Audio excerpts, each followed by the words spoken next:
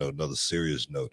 Triple H announced his retirement from in-ring competition due to a heart defibrillator being placed in his chest due to a cardiac event that he had a few months back.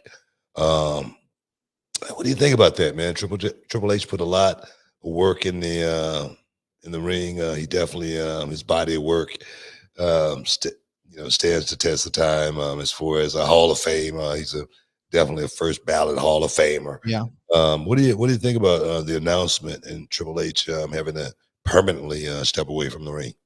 You know, it's upsetting because it's not on his terms, right? You always want to be able to walk away based on something that a decision that you have made, not one that's made for you.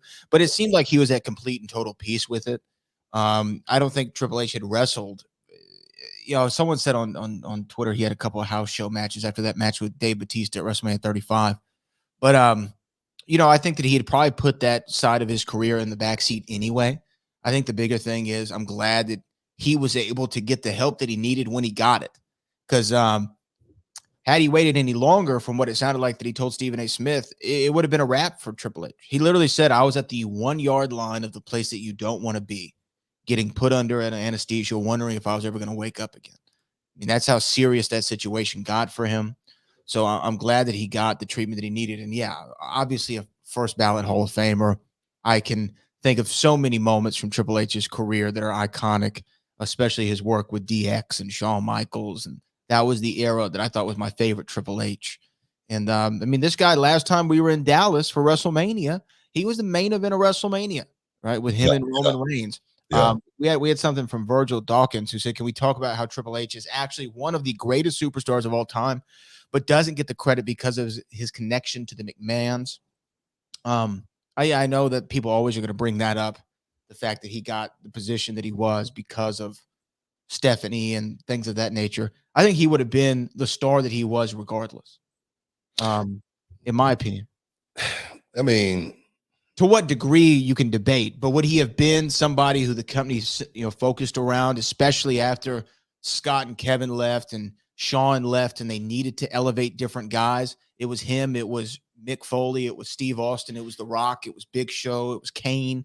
I mean, that they needed to go to those guys, and they all picked up the ball and ran with it in the Attitude Era. You're 100% right, man. Triple H would have been a star, no matter if he would have married the boss's daughter or not. Would he have been as wealthy? That's another story. But as far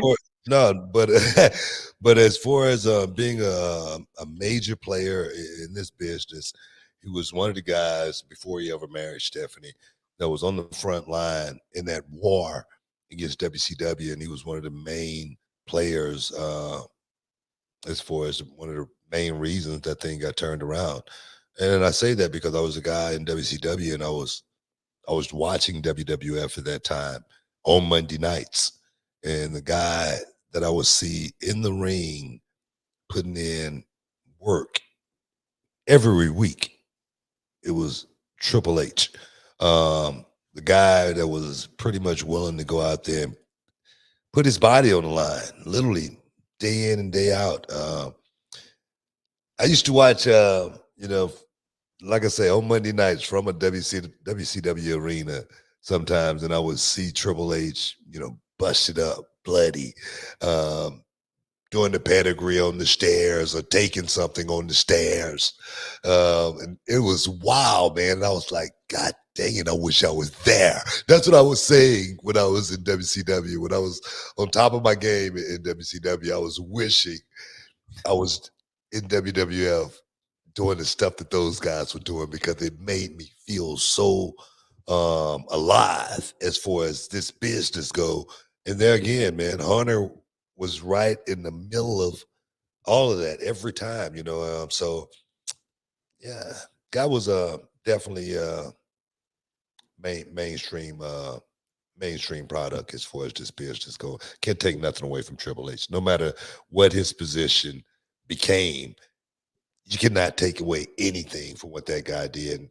And people can, of course, they're going to judge me for saying that, losing to him at WrestleMania. Booker T just, no, man, I just give credit what credit is due. I'm 100% about my opinions about things. And hey, if it was anything different, my mother, she always told me, if you ain't got nothing good to say about somebody, you don't say nothing at all. So I would have just laid out and say, hey man, just glad you're all right. Yeah, I mean, That's what I would have said. That's what I would have said. But I'm bigger than that. yeah, don't do like, I don't know if you saw, but Ryback was one of the guys who took a shot at used this as an opportunity to take a shot at Triple H on Twitter. He was trending on Twitter because of that. I just thought it was low class. And I don't know Ryback, but he seems like a good guy. But you just don't take a shot at somebody when they're down, in my opinion. And like I said, your mother's advice is the probably best advice you can give anybody, right? If you don't have anything nice to say, keep your mouth shut. Aaron C. said, I had a chance to see Triple H versus Randy Orton at a house show in Stockton, California, and that match so good it felt like a pay-per-view. Well, I'm sure that, especially with those two guys, they're not going to go out there and play around. They want to give what, like you say, like what Aaron just said and what he just did was why y'all do this, right? It's not about y'all. It's about the fan. Make it a moment for the fan. Yeah. Aaron was so caught up in the magic that Triple H and Hunter and Randy were making that this was like a pay-per-view. Oh my God. And he remembers it to this day. And Triple H, you can go up and down the list of the opponents that he's had in some of the classic matches. And as far as his career went, this is a guy who his first WrestleMania was against the Ultimate Warrior, right? like he's had a great run in this business. And he's going to go down as one of the all-timers, 100%. Like, 100%. You can't knock his credit. Now, you can't deny it. There's nothing you can do. There's literally nothing. And the fact that he's still giving back to the business and, wants to develop the next generation of talent, it's just incredible. This is Virgil, says Triple H also doesn't get credit for being the guy that made The Rock and was a central heel other than Vince to help get Austin over. Yeah, I mean, Triple H played the heel role very well, and I think that he said at one point it was his goal to be the most hated heel of all time. And a lot of guys don't want to take that role, right? Yeah, a lot of people don't want to, a lot of people don't want to give that credit as well. Sure. It's just being able to flat out and say, yeah, man, he was a huge reason.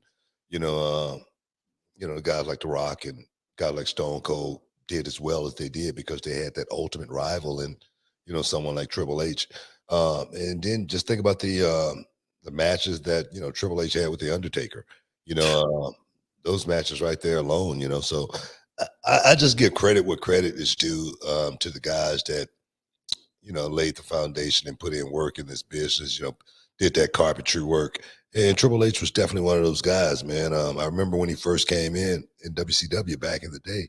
And the first time I saw him, I was like, man, this guy checks off all the boxes, man. He looked like a star, you know what I mean? And he moved on from there very quickly, relatively, in no time, boom, he was in WWF. And from that day on, he was, something that was to be special in this business, and he made his mark. And no one can take that away from him. No matter how hard they try, no one can take that away from him. Callie Toenail says here, I love Triple H. It hurts to know that I'll never see DX come back to do something better than that crown jewel as a final match. I hear you, brother. But I'd rather he be healthy and alive. Yeah, absolutely. I mean, everything's bigger than a match. And he's definitely ruled it completely out. He has a defibrillator, and he's like, nobody wants to see me get zapped on live television. Those were his words. So no doubt, it's not even worth the risk. It's not even worth the risk. Hey, man, it definitely makes you, especially I wouldn't say you, it makes me, question my mortality, and man, you just never know. You just never know. Yeah. But what do we do? We just keep pushing, man. We just keep laughing. That's what I do. They say laughing heals the soul. So my thing is I always say the day before I go out, you can rest a damn sure I'm gonna be laughing no matter what. You know what I mean? So to the end, man.